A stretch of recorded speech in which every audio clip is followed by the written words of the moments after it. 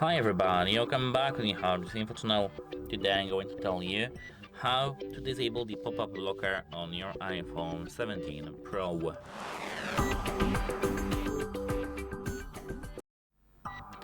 So actually it's quite easy.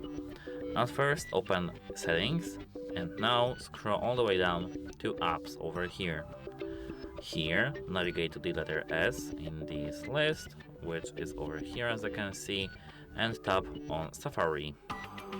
Now scroll down till you see block pop-ups.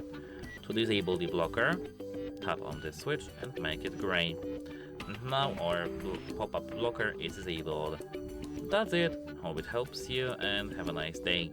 Goodbye!